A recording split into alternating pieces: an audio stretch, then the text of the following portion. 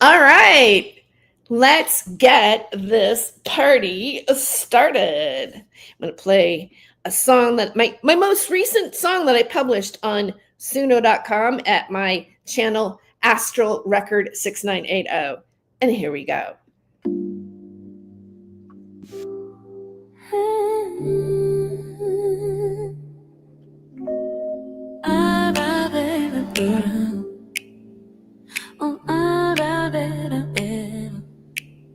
I remember the day we met. It was a cold, rainy night, fur wet paws on the window's ledge. I let him in, I pray for him, he's my miracle cat. Stray human says a stray cat. He's my miracle cat.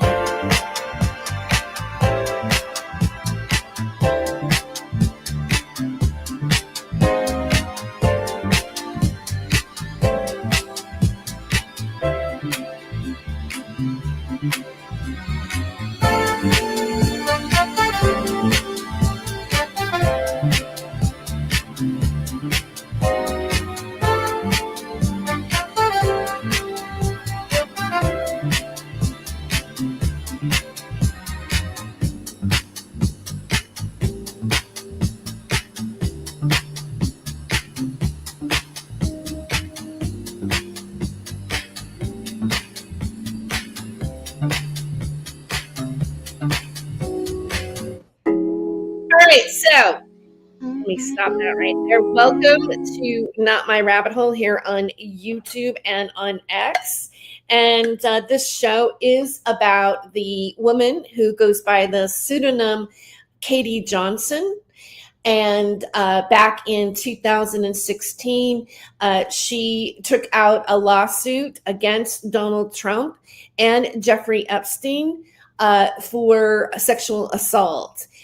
This and we're going to get into it here a little bit more about the lawsuit and go over some details. We're going to play a little bit of footage of some of the women's testimony and just discuss it, bring it out in the open in lieu of the lack of a client list and Trump's attorney going over and talking to Ghislaine Maxwell and all these arrangements, all these things that are happening.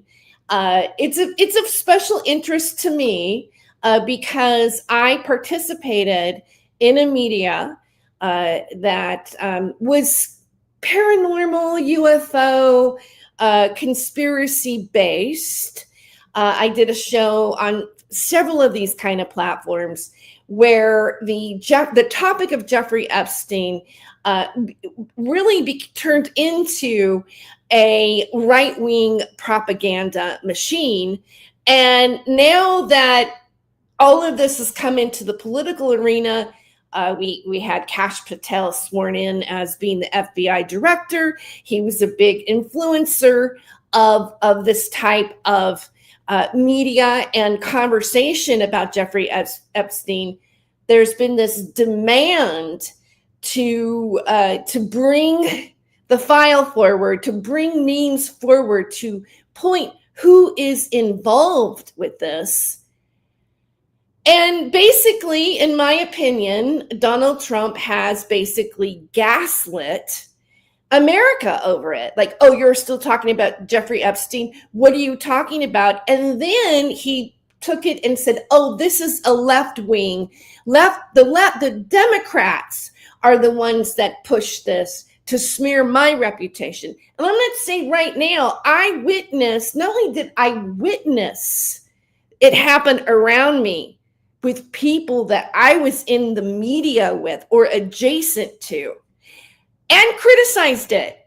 In the very beginning, a long time ago, I said, why are you making this a left-right paradigm when what we're talking about is a global situation? And it was used, and here we are in America basically having a meltdown over it. And I want to play a song that I created, by the way, also on sumo.com. And the song is called Jeffrey Epstein's Jane Does, because when the whole thing broke out about the client list not being available to everybody and all this stuff went down, I actually did a ChatGPT search. I said, what was the influence of Jeffrey Epstein on the 2016 election? And within that, Katie Johnson came up. And, originally she was called Jane Doe, then she was called Katie Johnson. And then I found out, I read she was 13 years old when she said these things happened to her. She was a model, and she dropped the charges because of the fact that she feared for her life. And that really made me curious. And so I started researching more. And as I was playing around with Suno.com, I thought, you know what? I want to do a Katie Johnson song. And if you've never done Suno.com, by the way, they should probably sponsor me, is you put in like maybe 280 characters, or it's almost like doing like an X post of some lyrics of something. And it blew me away that Suno ended up like adding all these other, Suno automatically brought up Jeffrey Epstein. It brought up, Prince Andrew. I mean, it was something else. And so I'm bringing that song up, which I have posted in various places. And, I've actually posted this around, but this song is about what this show is about. And so I'm going to play it right now. And I'll be back. I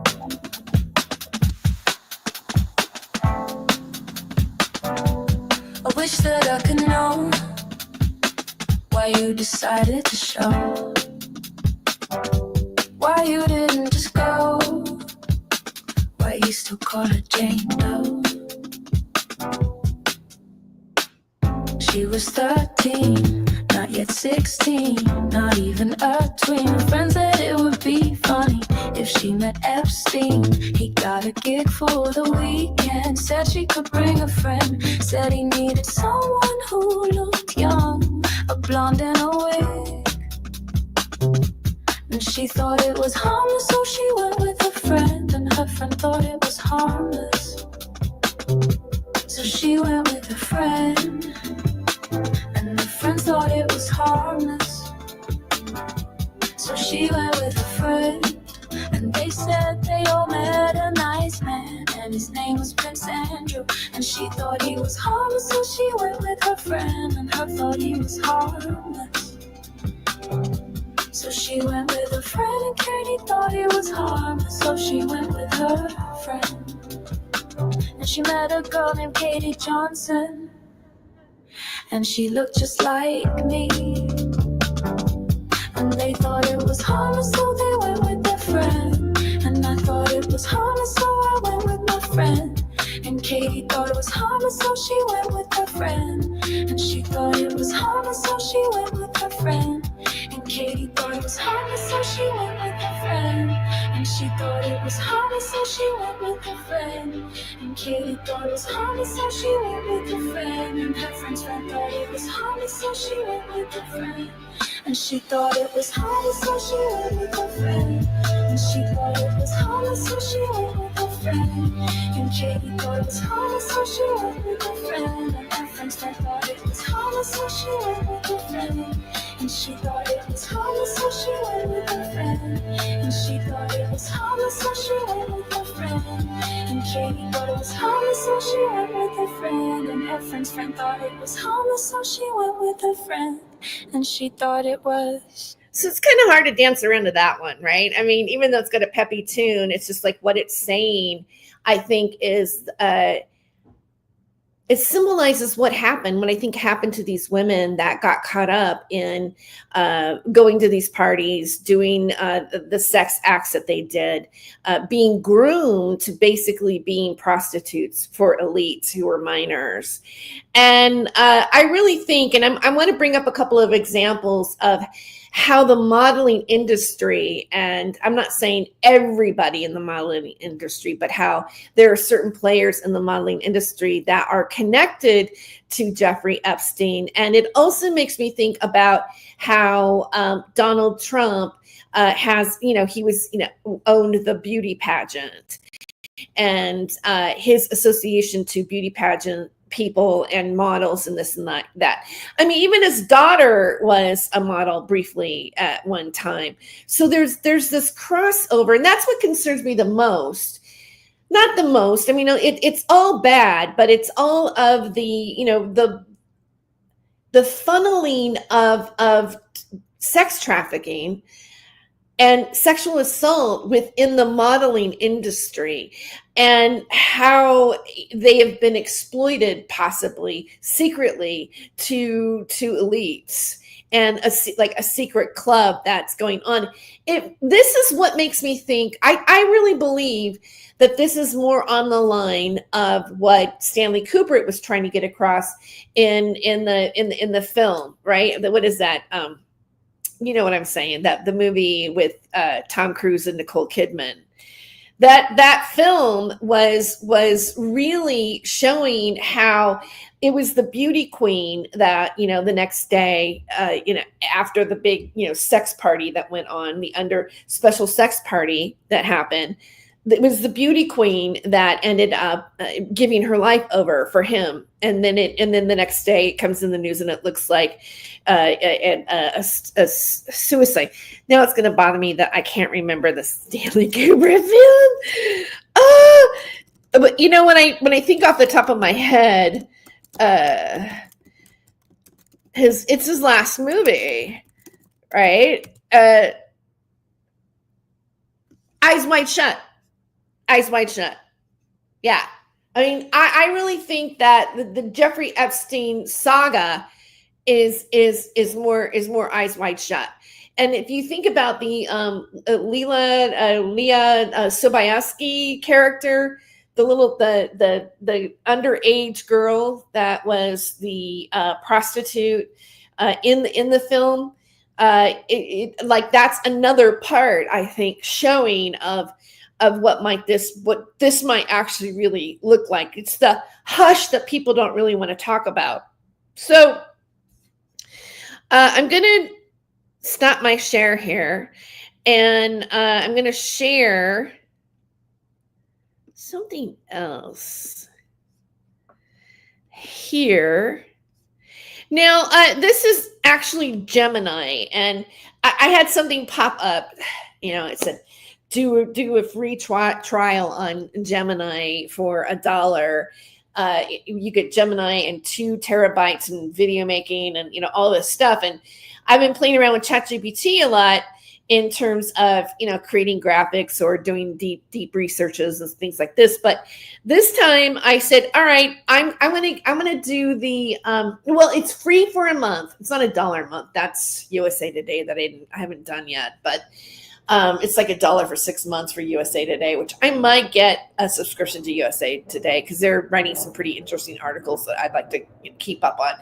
But this one, Gemini, like Google is doing a special where you have a month to try it out, and then I think it's $19.99 for everything. But it's two terabytes of storage space, which, if being a content creator like me and a journalist, because next fall I will be a senior reporter for the Collegian.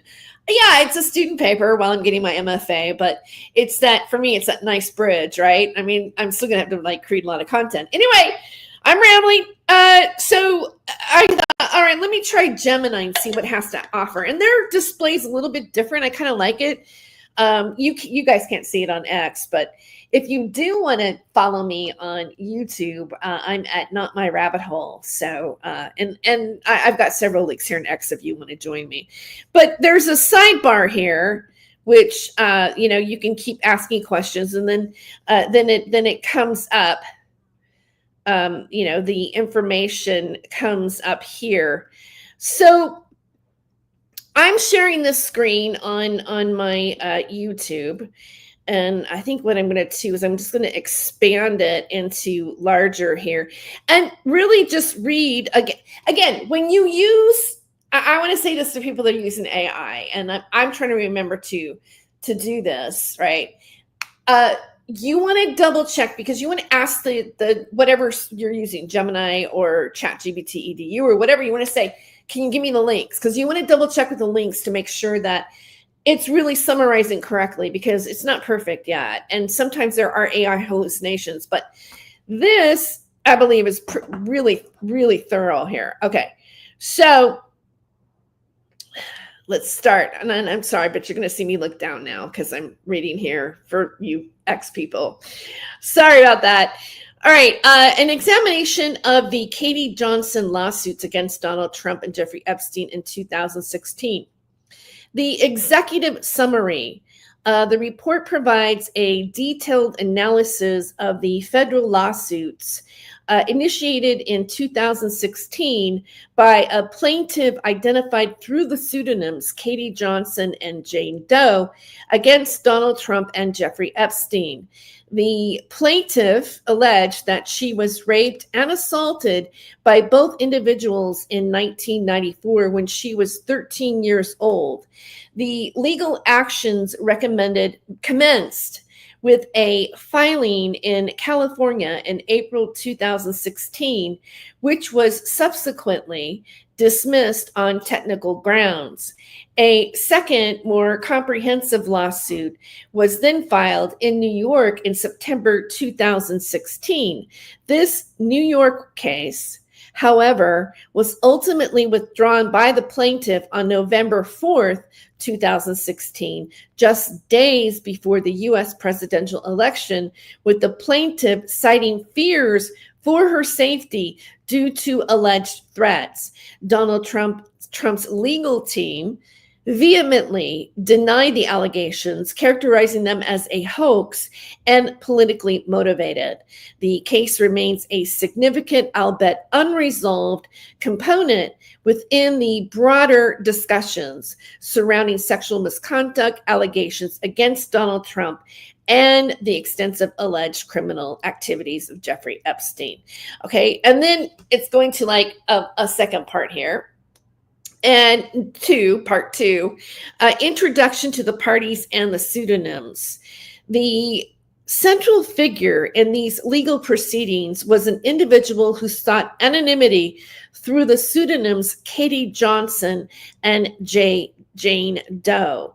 The plaintiff was identified as a resident and a citizen of California. The defendants named in the lawsuit were Donald J. Trump and Jeffrey Epstein.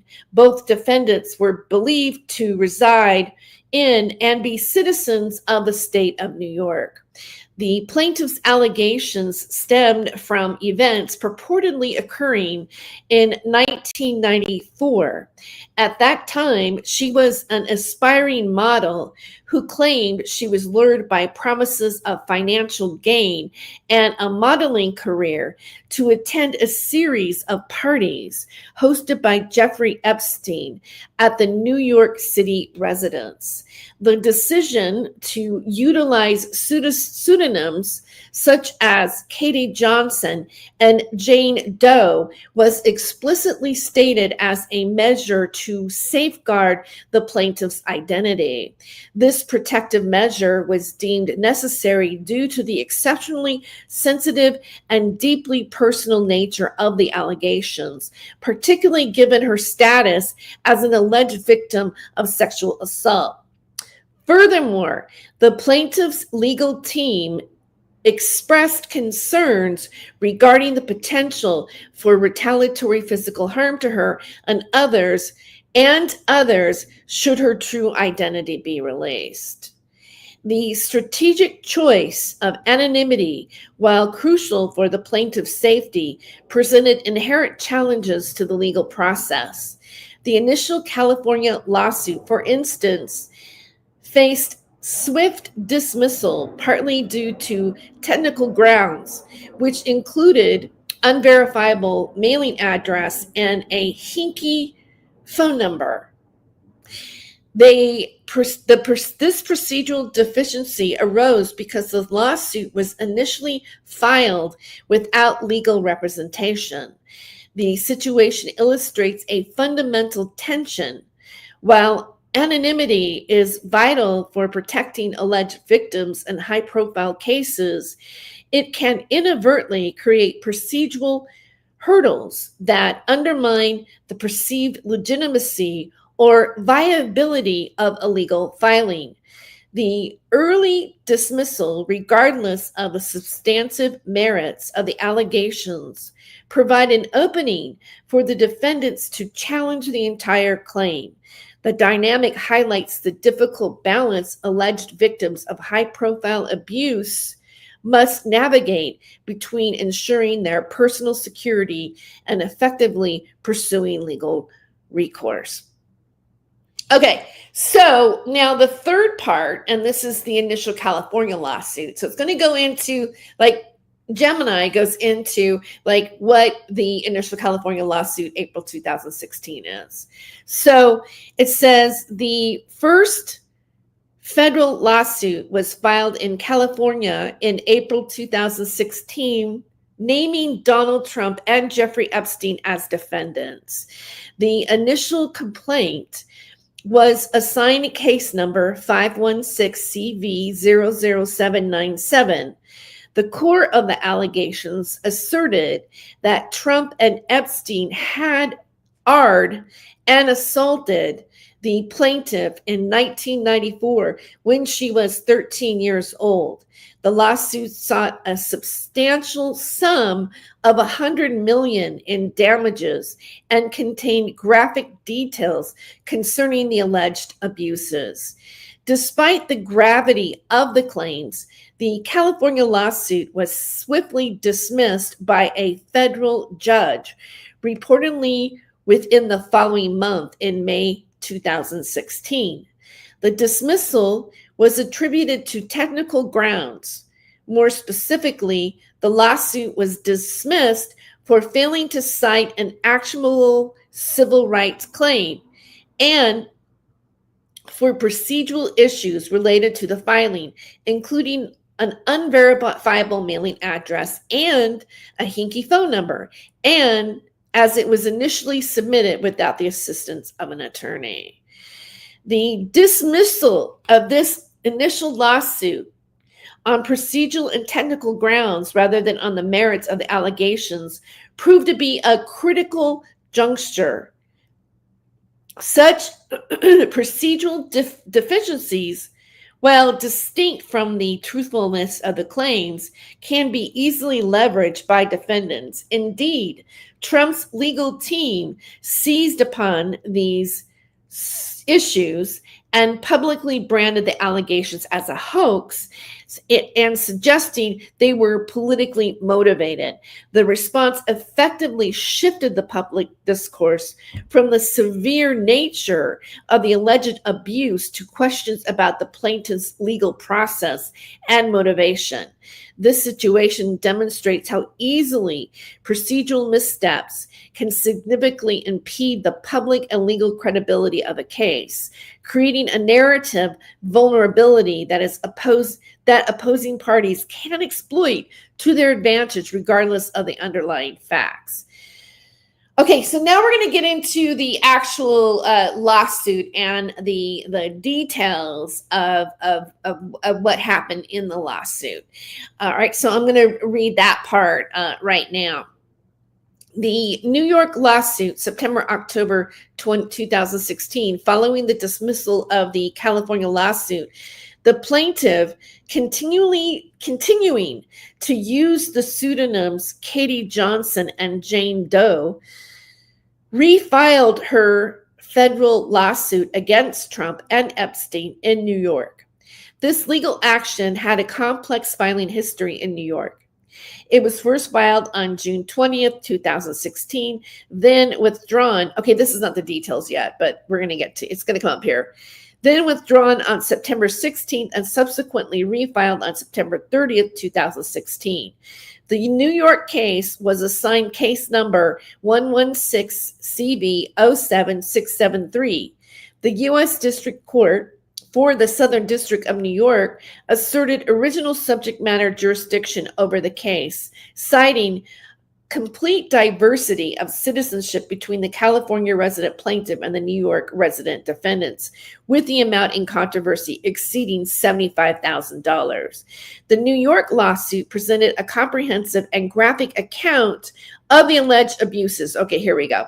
The plaintiff asserted that she was subjected to acts of rape. Oh, I'm just going to say rape now. She was subjected to acts of rape, sexual misconduct, criminal sexual acts, sexual abuse, forcible touching, assault battery, intentional and reckless infliction of emotional distress, duress, and false imprisonment. These incidents purportedly occurred at several parties hosted by Jeffrey Epstein at his New York City residence, specifically located at 9 East 71st Street in Manhattan. The complaint detailed that the plaintiff was enticed to attend these gatherings by promises of money and a modeling career, and that other similarly situated minor females were also present. The allegations against Donald Trump was particularly severe. The plaintiff claimed that Trump initiated sexual contact with her at 4 different parties. In the fourth and final alleged encounter, Trump reportedly tied the plaintiff to a bed, exposed himself, and then forcibly raped her despite her explicit pleas for him to stop. During this alleged assault, Trump said to have violently struck the plaintiff in the face with his open hand, screaming that he would do whatever he wanted. The lawsuit also included claims that Trump forced the plaintiff and another 12-year-old female identified as Maria to perform oral sex on him and physically abuse them after the act. Jeffrey Epstein's alleged involvement was also detailed. The plaintiff claimed Epstein had sexual contact with her at 2 of the parties, with the second encounter occurring after she had allegedly been raped by Trump. Epstein reportedly forced himself upon her, raping her anally and vaginally despite her loud pleas. The complaint further stated that Epstein attempted to strike the plaintiff about the head with his closed fists, angrily screaming that he, rather than Trump, should have been the one to have her take her virginity. A critical element of the lawsuit was the alleged pattern of threats. Both defendants reportedly threatened the plaintiff and her family with physical harm or death if she ever revealed the details of the sexual and physical abuse. Trump specifically allegedly warned her not to disappear like the 12-year-old female Maria, implying a prior incidence of disappearance or harm as a direct intimidation tactic. The inclusion of these alleged threats is crucial as it characterizes the alleged abuse not merely as an isolated incident, but as part of the broader, deliberate, and sustained effort to control victims through fear and power dynamics. The narrative element reinforced the plaintiff's claim of ongoing stress, emotional distress, and mental pain, which she stated she had suffered ever since the assault and due to the persistent threats. The New York lawsuit was bolstered by affidavits The New York lawsuit was bolstered by affidavits by anonymous witness Tiffany Doe, allegedly assisted in procuring underage girls for the parties and provided corroboration of the charges of rape and battery and assault. She claimed to have personally witnessed 4 sexual encounters between the plaintiff and Trump, including forcible R, and observed Trump forcing the plaintiff and Maria to perform oral sex. Another witness, Joan Doe, identified as a classmate of the victim, also provided an affidavit. The sheriff also indicated the plaintiff also indicated her intent to amend her complaint to seek punitive damages against the defendants. And I'm showing people here on my YouTube a breakdown of the different lawsuits there. So now I'm going to take a break on that and show you guys. Okay, let me just stop the StreamYard there for a second. I'm going to show you. I uploaded. Oh wait, where am I here? Okay, I'm going to.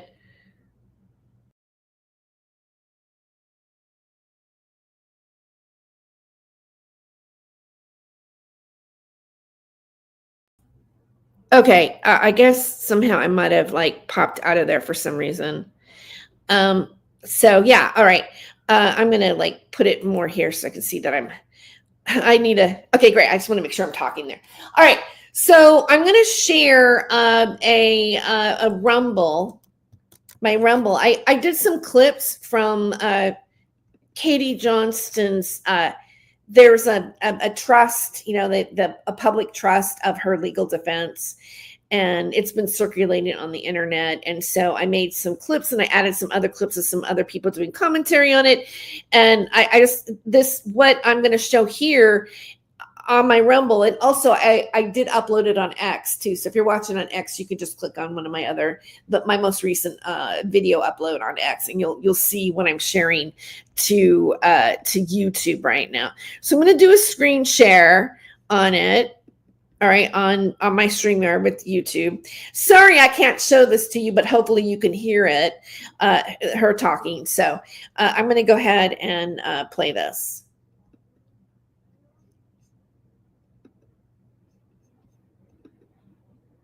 Should be going here in a minute. But Katie Johnston's story is shockingly similar to the stories of how Epstein recruited young girls into his sex trafficking. He had a fantasy where he walked in on his maids basically making out, and that it was some type of fantasy for him. So she asked, at that point, I was like, I don't want to be involved with anything that has to do with him.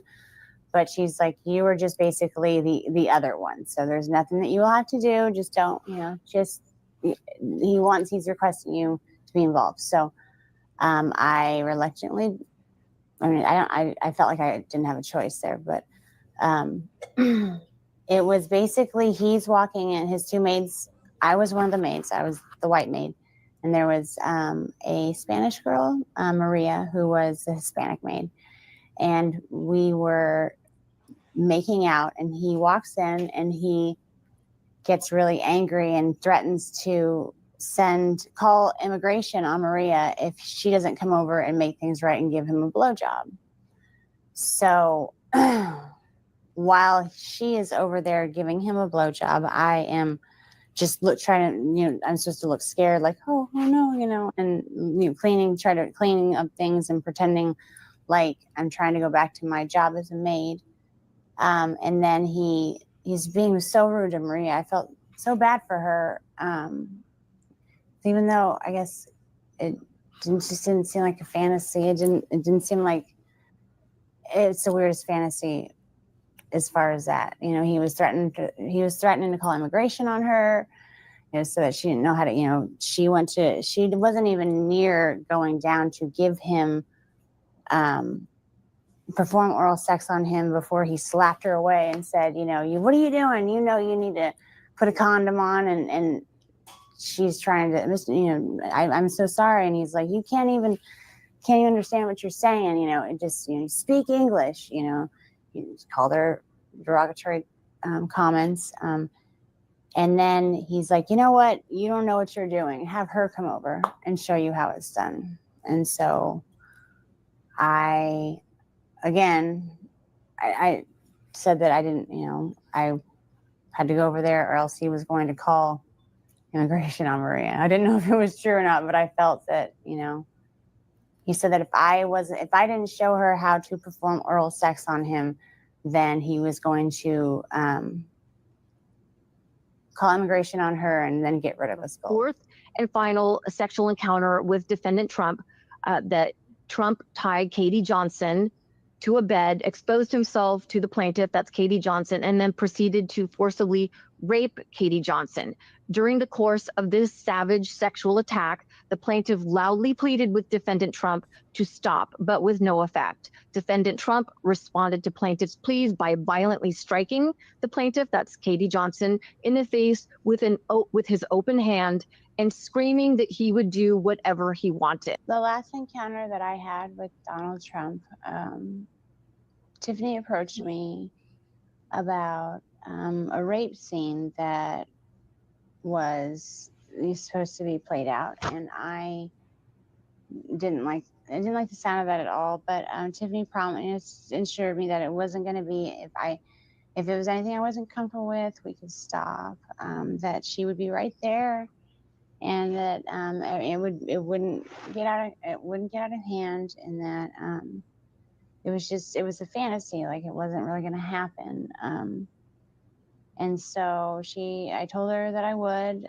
She basically, Tiffany was always nice to me. It wasn't that I trusted her, else and I wouldn't always trusted her or done what she asked me to. But she was there, and he came in, and I was basically tied to a bed with pantyhose, and he tied him. They were so tight, it hurt to even lay there. And I tried to say something. And it was like, he just, shut up, shut up, bitch. It was basically like he was being really, really rough. And I understand. It just didn't seem like a fantasy. And I started to get scared, and he was, basically ripping my clothes off, and I was actually I got freaked out. I told him that I didn't want to do this. I was, I screamed over for Tiffany. She was like, Mr. Trump, she's only, this is scaring her. And he's like, oh, you shut up too. He just turned into this animal. It was like a completely different person. It was like everyone in the room was scared of him. And I was, it was like I couldn't do anything about it. And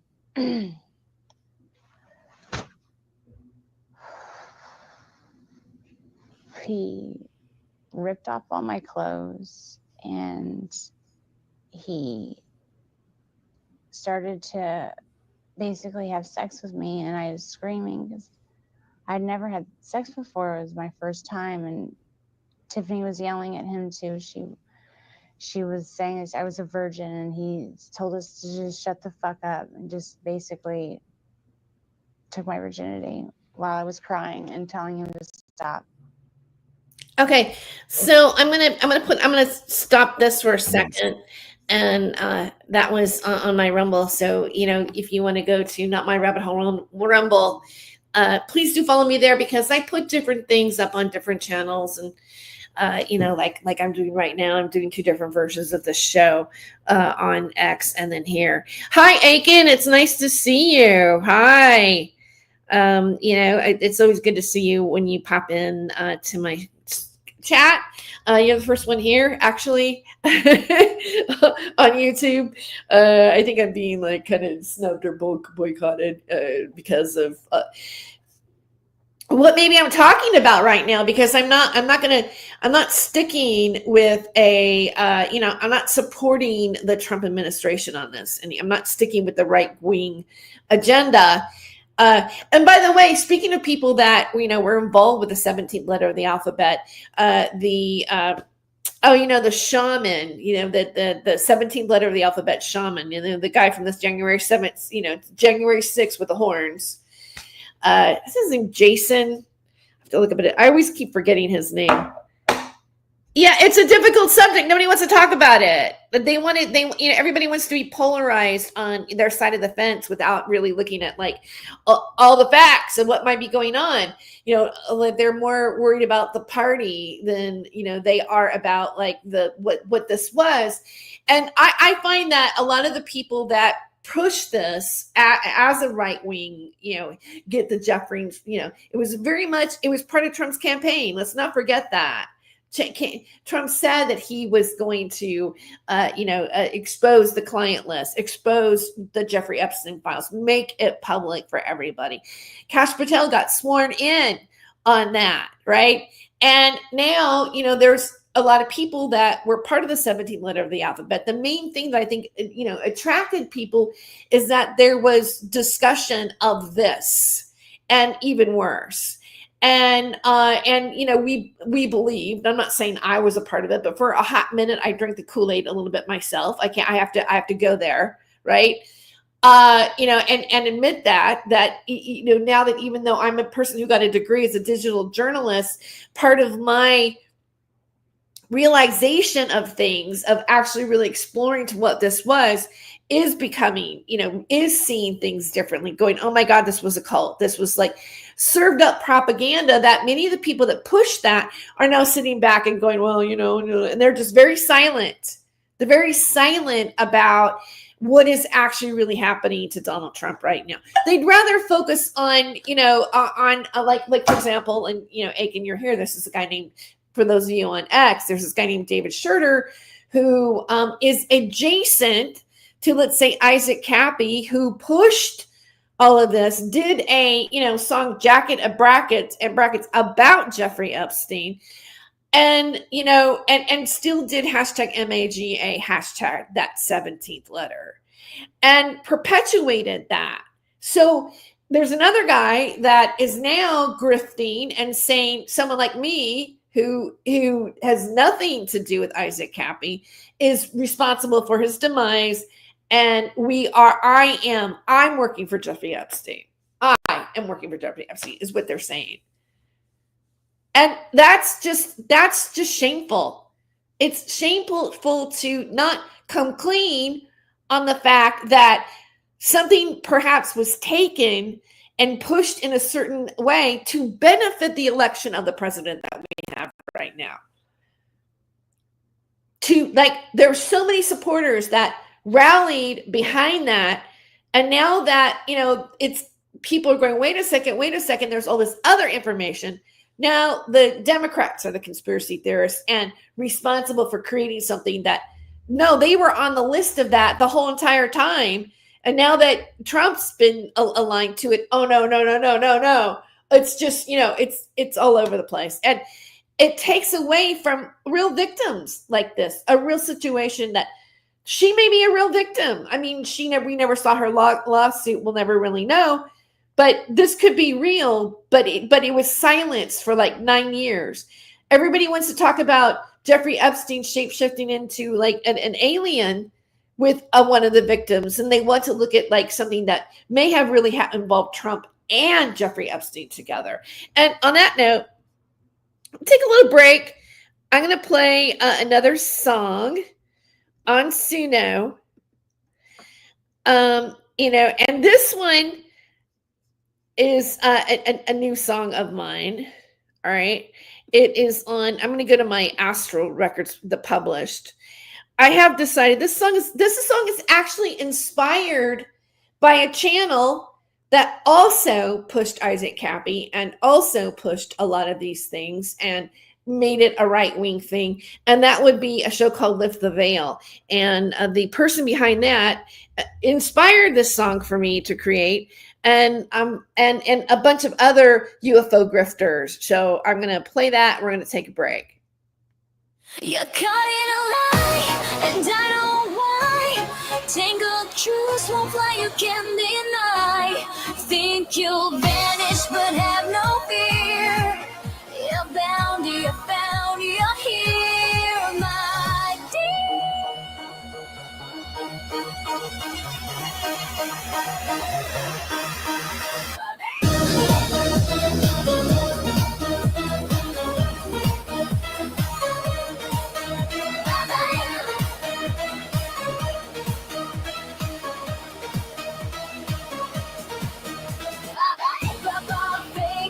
trying to pretend you're just a servant in the end. Caught in a lie, and I know why. You think you'll disappear, but have no fear. You're here to stay, and no one believes you today. Bye-bye, fake go, trying to play the game. Just another snake, but you're all the same.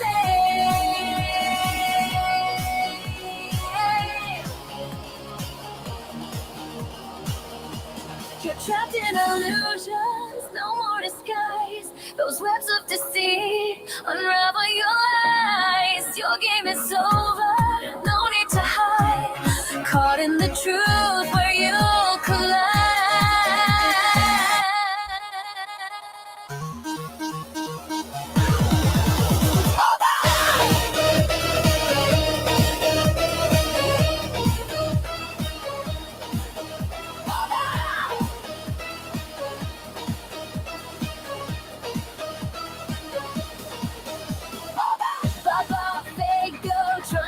Escape fate, just another trickster meeting your day.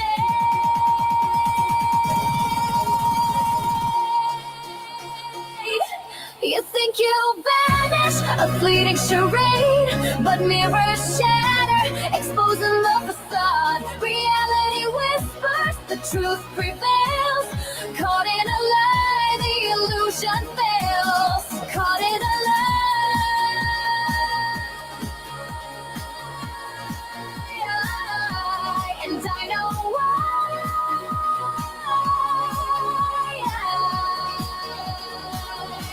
You think you'll disappear, but have no fear. You're here to stay, and no one believes you today.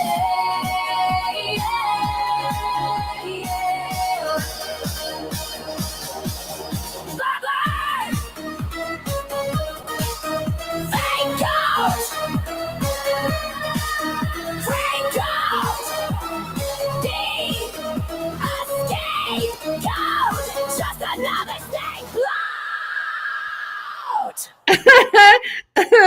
I love that scream at the end. I do. And this genre, which I might make it a persona, but it's in I don't even know what to call it. It's in another language, and it looks like it's not Japanese, but it's got symbols, and I don't know. It's a certain genre.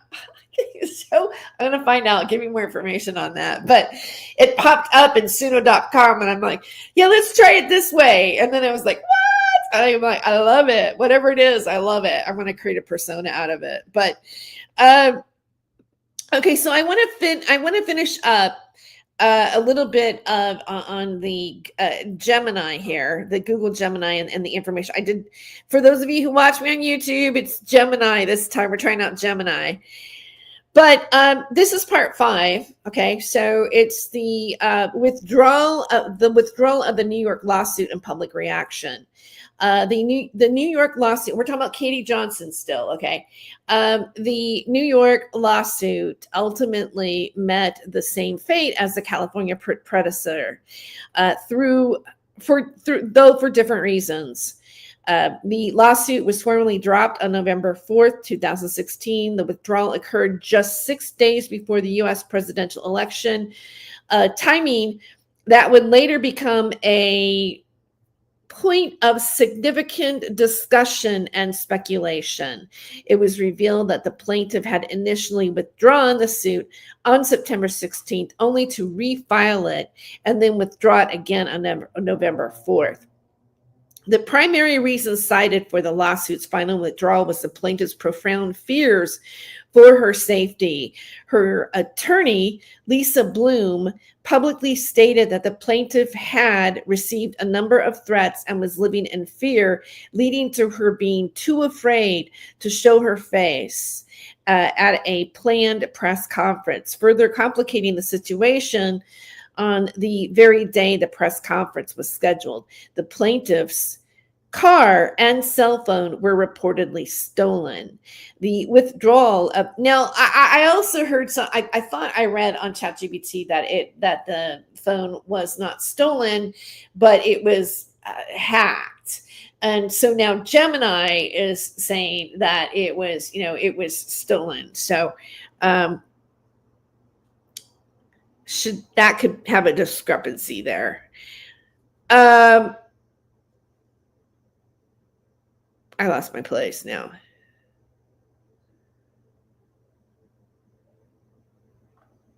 Okay. The withdrawal of the New York lawsuit just days before the presidential election under the stated premise of threats to the plaintiff's safety introduces a complex dynamic involving legal strategy, political timing, and victim vulnerability. The timing, coupled with Donald Trump's immediate and forceful denial of the allegations, branding them as disgusting at the highest level and a hoax, clearly designed to solicit media attention or perhaps for political purposes, allowed for multiple interpretations of the withdrawal. It could be seen as a genuine response to credible threats, a strategic retreat, and under immense pressure, or from the defense's perspective, an implicit admission of weakness or fabrication. The fact that these bombshell claims never gained as much traction as other Trump misconduct allegations indicates that the procedural issues of the initial filing and the abrupt politically charged withdrawal likely hampered both public and media engagement with the substance of the allegations.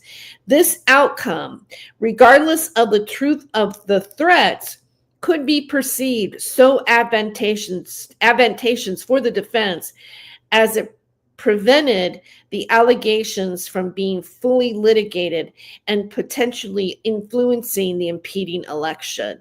The sequence of events underscores how external pressures, the political calendar, and the inherent vulnerability of an alleged victim can profoundly affect the trajectory and public perception of high-profile legal cases, potentially overshadowing the core allegations themselves. The withdrawal under these circumstances left the serious allegations legally unresolved, contributing to ongoing public debate about their veracity. Part 6, context and related information. The Katie Johnson lawsuit is not an isolated incident, but rather forms part of a broader landscape of sexual misconduct allegations against Donald Trump, some of which date back decades.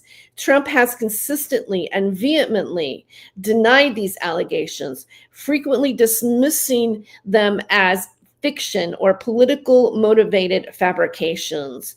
Furthermore, the lawsuit directly intersects with the extensive and well-documented allegations against Jeffrey Epstein, a convicted sex offender accused of orchestrating and hosting underage sex parties and sexually exploiting numerous young girls. The specific claims made in the Katie Johnson case, particularly the alleged enticement of aspiring models to parties and the nature of the alleged abuse align with patterns described by other victims within Epstein's network. The public discourse surrounding the Katie Johnson claims has been marked by contention regarding their veracity. While some sources have asserted that the Katie Johnson story has been debunked, others strongly dispute the assertion, pointing the existence of court documents and suggesting that information emerging from the subsequent release of Epstein's papers corroborated aspects of the claims. This enduring disagreement highlights a crucial aspect of cases that are dismissed on procedural grounds or withdrawn rather than adjudicated on their merit. The initial dismissal for technical grounds and the subsequent withdrawal due to alleged threats meant that the substantive allegations were never subjected to full legal scrutiny and definitive judicial determination. This procedural outcome creates a persistent ambiguity that can be leveraged by different parties in public discourse. Proponents of the plaintiff's claims can argue that the case was suppressed or that the plaintiff was intimidated into silence, preventing the truth from emerging. Conversely, opponents can assert that the case lacked substance as it never progressed to a full trial. The fact that some individuals who were skeptical of the claims in 2016 have reconsidered their stance in the light of later revelations about Epstein's activities further underscores the enduring ambiguity. It demonstrates how new information, even years later, can shift public perception and reignite debates over unresolved allegations. The legal system's procedural outcomes, particularly those not based on the merits, can thus lead to prolonged uncertainty around serious accusations, allowing narratives to persist without definitive legal resolution, especially when intertwined with high-profile political figures and other ongoing investigations. The lawsuit also underscored the alleged connection between Donald Trump and Jeffrey Epstein. The complaint itself noted that Trump had reportedly known Epstein for several years by 1994, the year the alleged abuses occurred. Furthermore, Epstein himself reportedly claimed in 2017 to a journalist that he had been Trump's closest friend for 10 years. Trump also has a documented history of threatening and filing defamation lawsuits against accusers and media outlets, including the New York Times and the Wall Street Journal, for publishing allegations against him. This pattern of legal responses against accusers and media is a consistent feature of Trump's public engagement with such claims. Okay, so this is the conclusion. All right, 7, the conclusion. The Katie Johnson lawsuit against Trump and Jeffrey Epstein in 2016 represents a complex and ultimately unresolved chapter in the legal and public discourse surrounding allegations of sexual misconduct. The legal actions commenced with a federal filing in California, which was dismissed on technical grounds due to procedural deficiencies. A subsequent, more detailed federal lawsuit was filed in New York, presenting grave allegations of rape and sexual assault against both defendants when the plaintiff was a minor in 1994, supported by witness affidavits. However, the New York lawsuit was withdrawn by the plaintiff on November 4th, 2016, just days before the U.S. presidential election. The stated reason for the withdrawal was fears for her safety stemming from alleged threats. Donald Trump and his legal team consistently denied the allegations, labeling them as a hoax and politically motivated. As a result of these procedural outcomes, the substantive allegations in the Katie Johnson case was never fully litigated or adjudicated in a court of law. The lack of definitive legal resolution has contributed to persistent ambiguity surrounding the claims. While some have asserted that the claims were debunked, others maintained their validity, particularly in light of subsequent revelations about Jeffrey Epstein's broader network of alleged abuses. The case continues to be a point of contention, highlighting the intricate interplay between legal processes, political timing, and the profound vulnerabilities faced by alleged victims in high-profile cases. The procedural history, especially the withdrawal under alleged duress, leaves a complex legacy that continues to be discussed and reevaluated.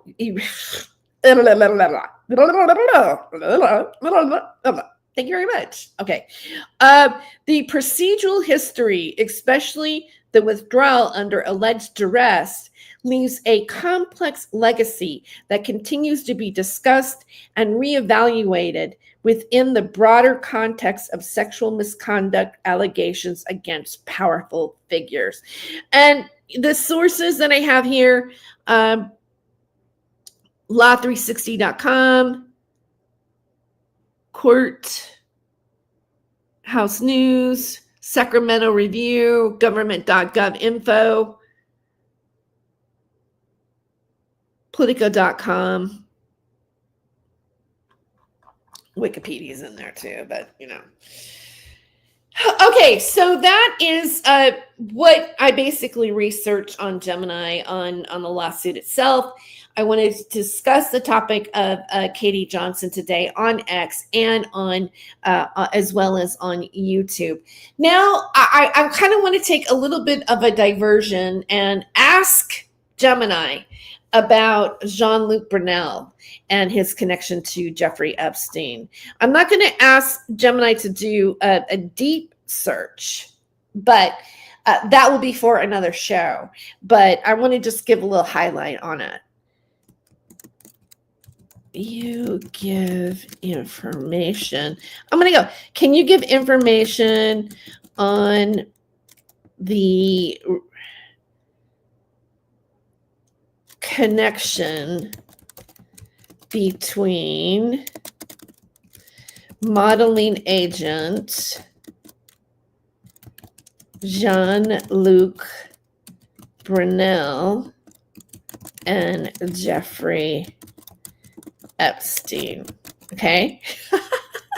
Okay, let's see what happens. All right, let's see what happens. All right. This is just a second.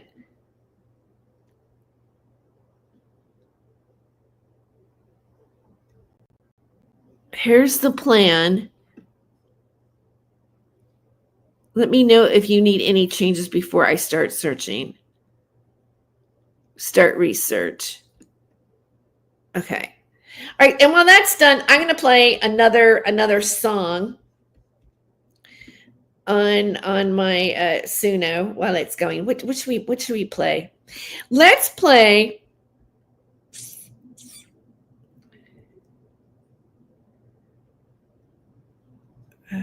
Let me see.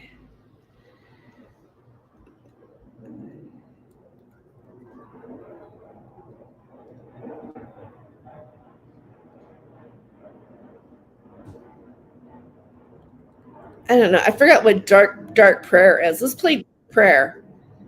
Okay, let's do dark prayer. And then I'll come back to John. We'll come back to the other stuff here in a minute. Let's try this one. This is haunting dark synth goth. All right, are you ready? Oh, this is just background music. Sorry. That's not fun. Oh, let's do Saint Germain in the membrane. This one, I'm giving this shout out. This one goes to Sophia Music on YouTube.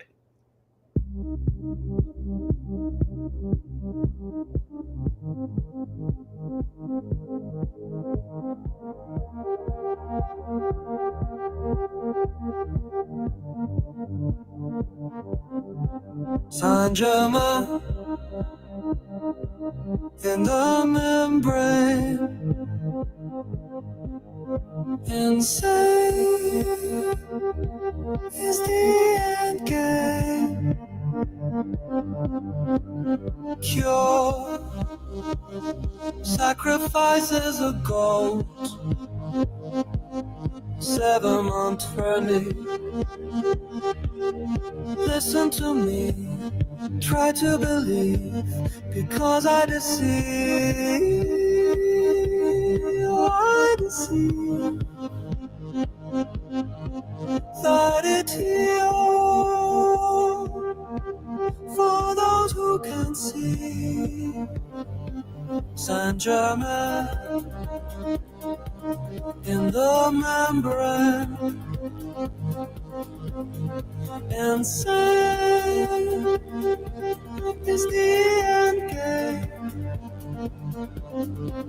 You are to blame when I created the game. Let's do that, Saint-Germain. Let's do that, Saint-Germain.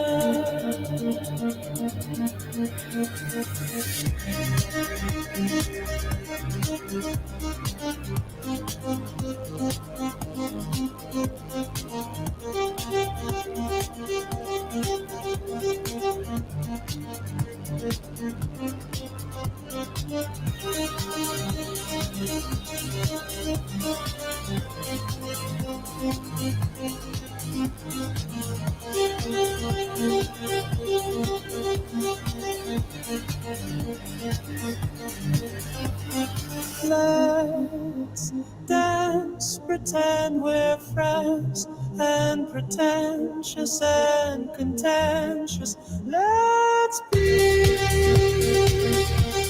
Saint-Germain. Let's be Saint-Germain.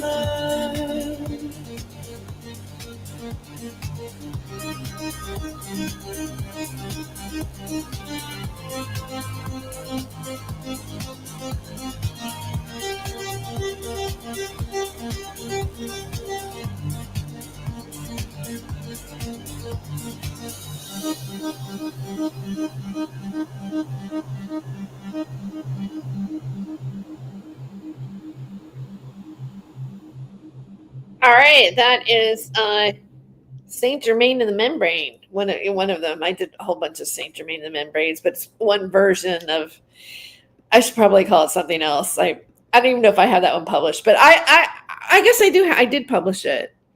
Yeah. Okay. Anyway, I'm blah, blah, blah, blah. All right. So we did a Gemini search on Jean-Luc Brunel, and let us in his connection to Jeffrey Epstein. So and hey, Aiken Drum said something in the chat here on YouTube, and he pointed out that the $11 billion transfers through Epstein's main account to and from Russia banks over a number of years seems to get out in the noise. Yeah, there's some interesting bank transfers.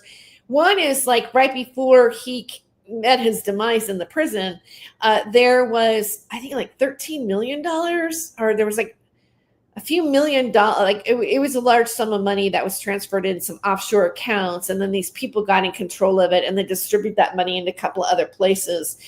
You know who brought up, it's called the Butterfly Exchange or something like that. Actually, Ed Opperman has done a show about that back when, a few years ago, and I re-listened to his stream, and it was where the money goes to is something that is a whole nother show in itself, really. And I wouldn't mind looking into that and exploring it. So I'm going back to Gemini, and it's still researching. Wow, that's crazy. It's still researching. Maybe well, I'll just keep talking. I didn't mean to, I'm on deep research. I'm doing a deep research. So it's actually doing a deep research on Jean-Luc Brunel. And, since it is doing a deep research, maybe that should be my next show. So I guess what I should say is expect me to do a show about Jean-Luc Brunel and his connection to Jeffrey Epstein. That would be the next show. But he also had the same demise happen. Like, where was he at? Was it in Spain? Or was it? How did he die? Because it was in Paris. So he was in a cell in Paris because he's French. Jean-Luc Brunel. Let me see. A French model scout. He gained prominence by leading the international modeling agency Corinne Models and founded MC2 Model Management, and with financing by Jeffrey Epstein. So his modeling agencies were financed by Jeffrey Epstein. All right, so we'll just leave it on that, and do a deep search later. And in that response, I'm going to close out with my Katie Johnson song, which is pretty much about these modeling agencies.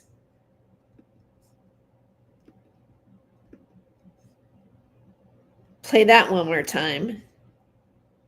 Maybe I might, if it is done, if the deep search is done, I might do a little bit of a deep search before we leave. I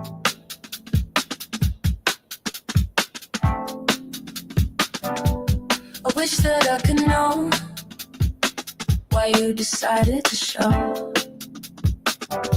why you didn't just go, why you still call her Jane Doe.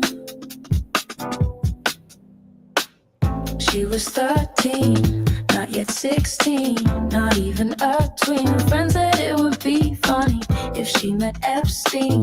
He got a gig for the weekend, said she could bring a friend, said he needed someone who looked young, a blonde and a wig.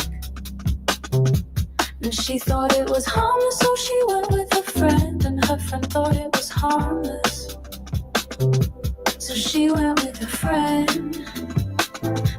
Friends thought it was harmless, so she went with a friend. And they said they all met a nice man, and his name was Prince Andrew.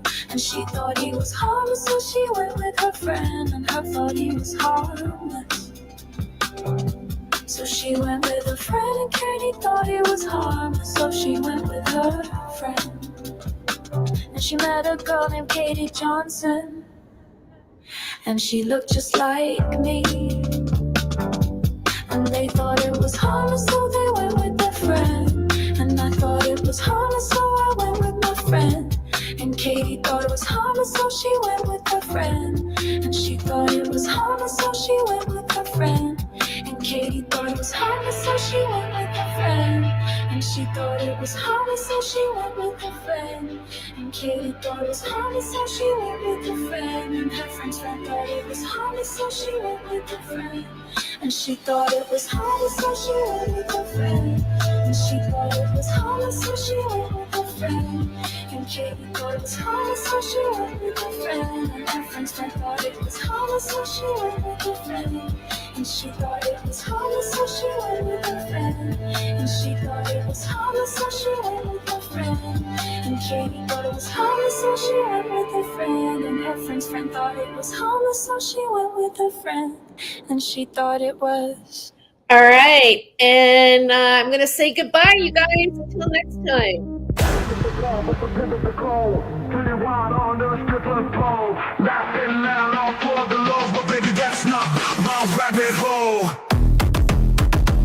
He ain't no Saint Germain, no crown, no name. He plays the game, sharp as a flame. Who's to blame for the stolen fame?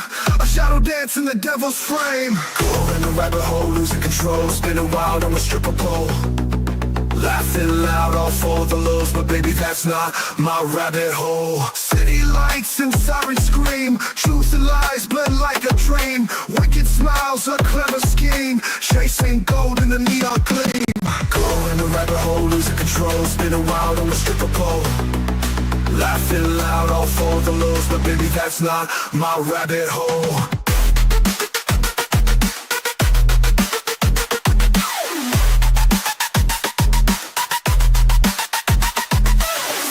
Fast, can't find the ground. Echoes of chaos all around. You chose this dance, this mad parade, but not every choice gets accolades. Go in the rabbit hole, losing control, spinning wild on the stripper pole.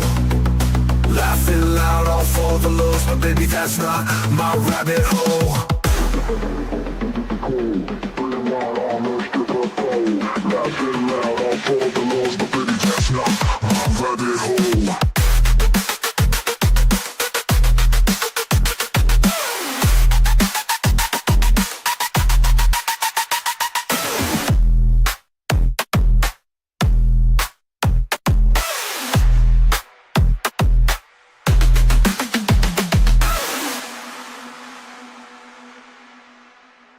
City lights and sirens scream, truth and lies blend like a dream. Wicked smiles, a clever scheme, chasing gold in the neon gleam. Going down the rabbit hole, losing control, spinning wild on the stripper pole. Laughing loud, all for the lows, but baby, that's not my rabbit hole.